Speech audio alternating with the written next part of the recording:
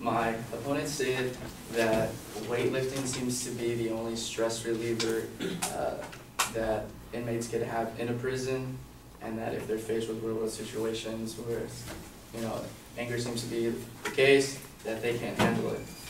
Well, rehabilitation programs are made to help these prisoners manage anger. So there's already programs such like anger management that can help them deal with their anger problems on a weekly basis.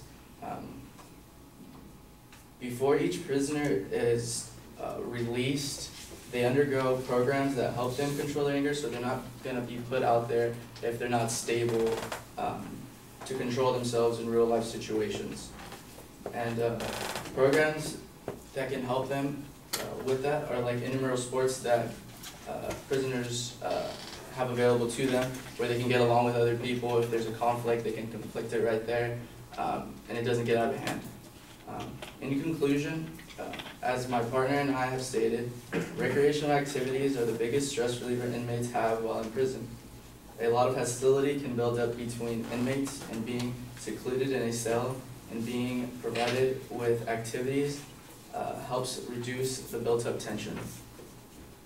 And having inmates work together while playing sports can decrease the amount of violent crimes committed in a jail.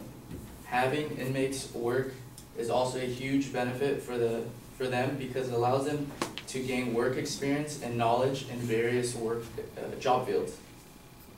Working allows inmates to reduce their sentence by every day they work. And if inmates have fees or debts to pay that they are not financially obligated to pay themselves, the money they earn while working can pay for such things like child support and court fees. Lastly, allowing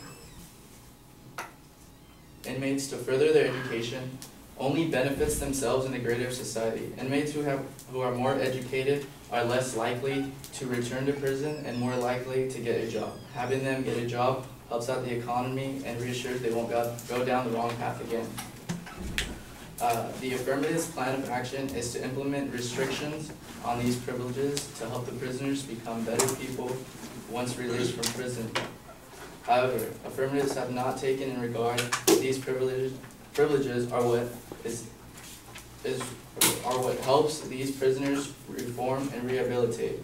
By the evidence that me and my partner have shown, prove that keeping these privileges will help prisoners become better people and return to society as better men and women.